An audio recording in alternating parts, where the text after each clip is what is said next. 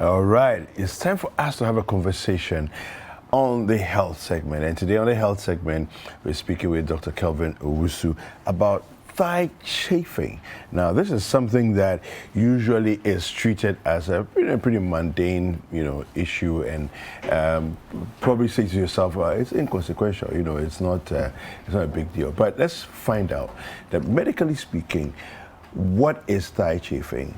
Is there anything we can do about it to stop it, fix it, help ourselves in the situation? What are there other adverse implications apart from the discomfort that we feel? Well, the WhatsApp line is 0550585832. If you have any questions regarding this, as we have the conversation, please send those questions through and we'll speak with Dr. Kelvin. Good morning. Good morning, David. How are you? I'm okay. Fantastic. Yes. Why are you all smiles this morning? Well, because the way you pronounce that thing, you have put pressure on me. Now I don't know if I can match your diction. Oh, but it's thigh chafing, right? I thought it was chafing. See, now I'm confused. Chafing in English, chafing would be double F. Chai. So if it's a single F, then it's you see my the pressure. Now the pressure is on me. So, don't worry. Okay, so tell us a bit about that. Well, as you said, it's something that I think almost everybody has experienced and not paid much attention to it because it's part of life. So we just go with the flow. But for most people, it's actually not a big deal. But for a few people, it can be a source of discomfort. So that's why we need to talk about it and then be aware that you can find a solution for that situation. Yeah. So basically, thigh chafing. Yeah. It occurs when your thigh rubs against each other. Okay. That's basically what it means. Okay. And as a consequence, as a result of this rubbing against each other, the friction produces discomfort. It produces rash. And the rash can then become infected and then cause you more pain and discomfort. Okay. So it's just a result of your thigh rubbing against each other. It's similar to when you wear an ill-fitting shoe, a terrible shoe, and then you develop blisters. Blisters, okay. Yes, so it's the same principle. The friction causes the skin to have a reaction leading to blistering, and if that blister is not treated properly, it can cause further complication. Okay. So that's basically what it is. Okay. All right, so typically I would imagine, because I think I've experienced it before, but usually it's with certain kind of clothes on that I experience that. But if I have my comfortable cotton clothes, I usually don't have challenges with that. So talk to us about the role that clothing has, if you want to ameliorate the condition. So typically it's more common in women because women are men tend to wear trousers, so that sort of creates a barrier between the thighs rubbing against each other. So most men don't experience this, except you wear the wrong kind of material. So if it's not cotton, if it's not polyester, if you go and wear something like a nylon, something weird like that, you could have that situation, especially if you are you have big thighs and they sort of meet in the middle. It can result in that for men. But for women, because they tend to wear skirts and the thighs are opposed to each other, you tend to have a more developing more common in women. So yes, the clothing actually does matter, or the absence of clothing for that matter, does matter. Does matter. Okay. Now, in the what's the worst case scenario? Worst. What are we looking at here? So worst case scenario could be a diabetic who is obese or overweight and then has this thigh chafing, and then there's the bruising and blistering, and he or she is not aware because the diabetes has affected the nerve endings, and then it gets infected, and then that could cause problems. So that's the worst case scenario. But in addition to that, if for somebody who is extremely obese, sometimes the skin folds on itself, so the blistering could happen, but then the skin has folded over it, so they may not actually see it, they may not notice it's there, and so can then get complicated because there are bacteria on the skin. We interact with bacteria every day, and once there's an opening, they go there, colonize that area, and that then becomes a source of disturbance, a source of worry or discomfort. So that's the worst case scenario. But fortunately, most people it doesn't get that bad. Okay. Now, what would be your typical advise to, let's say, a person who's experiencing it, but it's not become a medical issue now, you know, how do they handle it before we go to the medical? Okay, so I mean, I think so. We've spoken about people with big thighs, but usually some people also experience it depending on the activity they are engaging in. So when you are walking, for instance, if you are somebody who walks a lot, sometimes you notice that you have discomfort because your thighs are rubbing against each other. People who sweat a lot also tend to experience that as well. You know, so especially when you are beginning to sweat, you know, you might notice that the friction is worse when you are just about beginning to sweat. You know, so those can limit your activity, because if I need to walk to, let's say, circle, and I start walking and I start experiencing the discomfort, I might not be able to continue the walking. I might have to abort or find another means of transportation. So it can limit your activity in that sense of the word. It does, and these are lifestyle things. If I love jogging, but every time I try to jog, I experience this, that means I'm not going to be able to jog, which can then affect my weight, and then can cause me to have complications of hypertension just because of thigh chafing. You know, so all these are associations or consequences as a result of this thigh chafing, the chafing that we are talking about today. You see the pressure you have put on me. Okay, so let's look at treatment. Generally speaking, give us the lay home remedy kind of treatment, and then give us the medical one. Well, for the most part, the treatment is actually home treatment, basically. I mean, there's typically no medical treatment per se, except let's say it gets complicated with something else. So the treatment basically is to try and reduce or remove friction.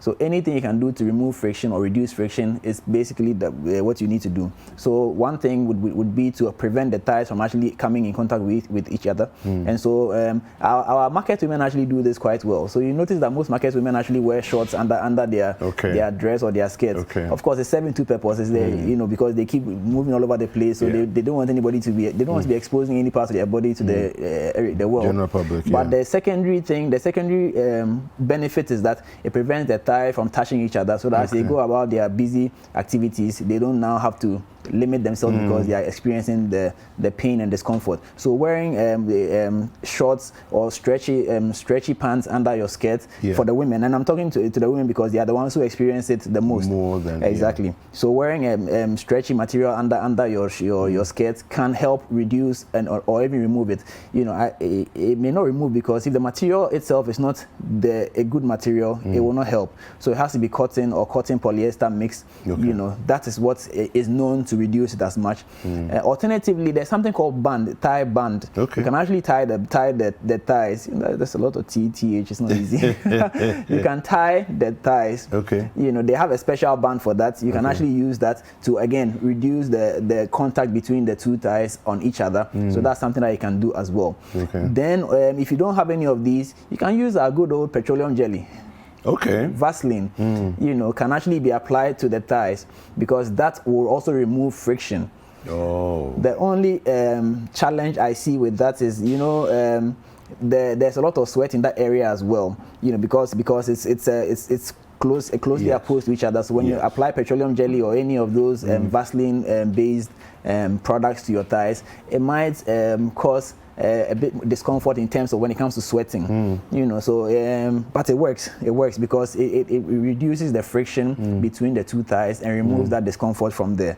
You know, so petroleum jelly or any petroleum jelly based product can also be used over there. Water-based products will not help, because I already mentioned that sweat actually precipitates it. So you don't want to use water-based products to try and remove thigh chafing. It has to be an oil-based product like petroleum jelly. So these are just a few of the home-based things you can do. But of course, if the thigh chafing is as a result of obesity, then you have to look at reducing your weight, because that once you reduce the weight, once the fat content in the thigh is reduced, then the thighs coming together is also reduced, because it is in the coming together of the thigh and the rubbing off of each other that will result in the discomfort and the skin damage, basically. Okay, so the WhatsApp line is 05505 85833. too. If you have any questions for Dr. Kelvin, kindly send them through hashtag It's Breakfast Daily on all social media platforms. Now, you've spoken to us about thigh bands, you've spoken to us about petroleum jelly or Vaseline. Of course, shea butter, I'm sure, also works as well. I mean, petroleum jelly tends to be maybe last longer on the skin. Yes, it does last longer. So, yeah. Baby powder also helps. So I was going to ask you about that. Powder or cream, what would you recommend? So and why? Personally, I would recommend powder. Okay. Because, like I said, there's a lot of sweat in that area. You know, so you want something that would sort of not interfere with the house for the sweat to move. Because if you were to put Vaseline or petroleum jelly over there, it's possible that it will precipitate more sweating. Yeah. Which could then, you know, make you feel even more uncomfortable. You know, but of course, it also depends on what has worked for you. Okay. If powder has not worked for you, then obviously you're not going to use powder. But powder does work, and baby powder, like I mentioned, it's also a good it removes friction as well. Yeah. You know, it's just that you might have to apply it repeatedly, because of course the powder will get it will be soaked up by the sweat and to wash away, so you may have to apply it in the middle of the day and also at the end of the day. Maybe every time you're going to walk, you probably want to apply some powder there to reduce the friction. Yeah. Okay. Now there are those people who in maybe not so extreme situations, but it's like every single time they walk, they have maybe lack of a better way of describing, a histamine reaction. Okay. You know, in addition, so it's like it's chafing, but then there's also the itch that goes with that. The itch that you're not supposed to scratch. Yeah. How do we manage all of that? It's, when it comes to that, the itching you're talking about, which starts when you begin exercising, there's really not much you can do about it, because it's part of the body's processing. You know, you just need to be aware that it is not a normal itch that you can scratch for it to go away, and that's what I was alluding to, because anything to do with histamine, the more you scratch, the more you provoke it. Yeah, exactly, basically. Yeah. And we see it in the eye when your eye is itching. The more you rub it, the more it gets itchy. Yeah. You see it in those days when you have chloroquine. When you take chloroquine and you are itching, the more you scratch, the more you precipitate it. So anything that is mediated by histamine, the trick is don't touch it. It's difficult. I every now and then I actually do get that histamine itch when I try to jog. In fact, that's part of why I hate jogging, because once you start jogging, just before you start sweating, that annoying itch begins and you're tempted to scratch it. But once you're aware that you shouldn't touch it, it's very, very difficult to not touch, but if you don't touch it, it usually goes away. Yeah. If it's that bad, you can't take medication. You have to, of course, report to hospital and get some medication, some antihistamine to help, you know, reduce the severity. But for most people, it's not debilitating. So if you're able to resist touching it, it actually goes away in a few minutes, and then you can go back. In fact, if you shouldn't even stop what you're doing, just continue what you're doing, take your mind off of it. It will take care of itself eventually, except it is that bad that you have to report also and get medication for it. In a worst case scenario, like with somebody who's a diabetic, somebody who's obese, of course we know that diabetics, sores are a challenge. Yes. You know, what's the way forward? Well, you'd have to definitely get the blood sugar under control. And I mean, so the thing is, obesity and diabetes, they literally move together, especially the type 2 diabetes. Obesity, as the fat content in your body builds up, it prevents insulin from functioning well. So it creates a situation of insulin resistance. So it is a known fact that if you're able to cut down your weight by just 10%, it impacts heavily on your sugar tolerance, which means that your blood sugar actually responds very, very well. So if you're able to, the more you're able to control your weight, the better your blood sugar becomes. And as your blood sugar is becoming under control, it helps reduce the amount of sugar under your skin. Because the problem with the diabetic is that the sugar, because there's so much sugar in the blood, it deposits under the skin, which is why the sores become a problem. Because once there's a small cut, bacteria, you see, it's not only humans who like sugar. The bacteria also enjoy sugar. So once there's a small cut over there, they go there and it's a feast day for them. You know? So as your blood sugar is coming down, naturally the blood is the sugar from under the skin is also being removed. which then means that the sores are going to heal better. Yeah. So that is why if a diabetic goes hospital with a sore, it's not just about treating the sore. It's not just about dressing the sore. It's also about controlling the blood sugar, because the two go hand in hand. If the blood sugar is not under control, whatever you do on that sore will not work. So it's very, very important. Okay. Now, it is a question that's come through from AC in Laboni. AC is asking, is it normal for thighs to chafe? Or when you're experiencing, you know something abnormal is happening? Well, it's a difficult question to answer. Is it normal? So the thighs are close together. However, as to whether the thigh will touch or not depends on how much thigh there is. Exactly, how much thigh there is. So naturally, if the thigh is getting bigger, they will touch at some point, you know. And so once they meet, and the thing is, the thighs touching is not just about fat. Let me add that quickly, because if you're also a bodybuilder or you have a lot of muscles, the thighs will touch again, and you also experience the same problem, you know. So the touching of the thighs is just a function of the size of the thighs. So the thighs are big, they will touch, and once they touch, there will be friction, and that friction will then result in the chafing. Okay. You get the connection. I get the connection. So it's normal if the thighs are beyond a certain size. So AC, that one is for you. All right. Mercy in Ablekuma is saying this. My mom has been experiencing thigh chafing for a long time. She used all sorts of creams, but it's still the same or getting even worse. So, so like you said, it's a function of the size of the thigh. So if the size of the thigh is a result of muscle buildup, you have to go easy on the weightlifting, so that a muscle will naturally regress, so that then there will be space there. If the size is as a result of fat, then I mean we have to reduce the fat. But in the interim, whilst you are working to reduce the size, then the best thing to do would be to wear a cotton or cotton polyester combination. Material underneath your skirt or whatever it is that you are wearing, so that then it will reduce the contact and the friction.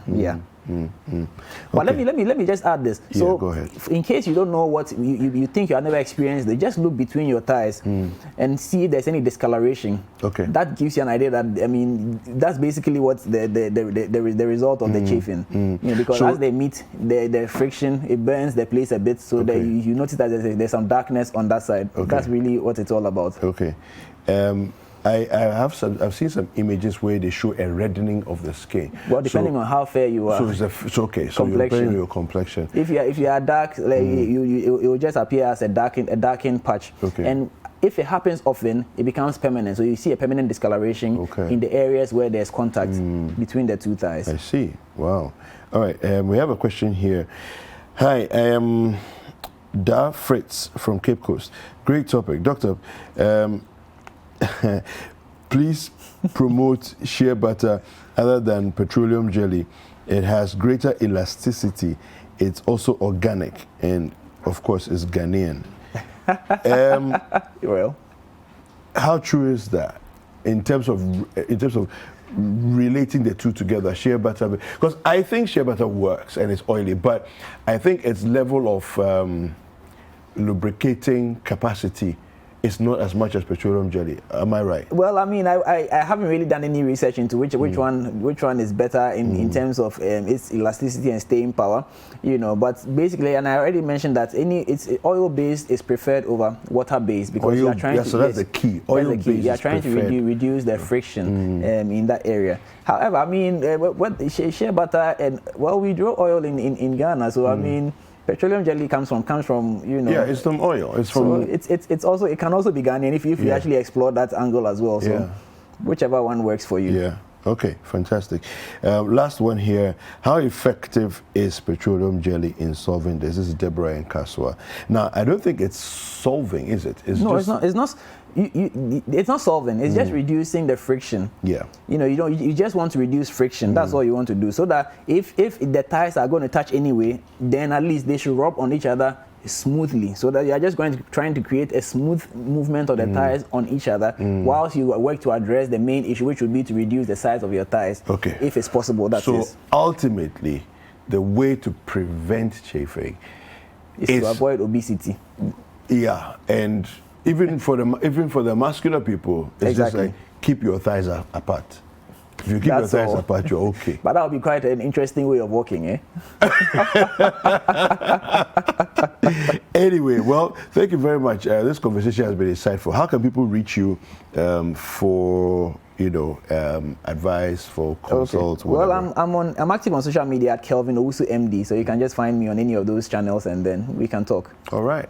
So we've been speaking with Dr. Kelvin Owusu, who is the MD of Optimal Care Diagnostics, and he's been helping us to understand thigh chafing, what causes it, what are the ways we can help reduce the effects of it and the discomfort that we feel, and then you can also prevent it altogether if you do the right things as well.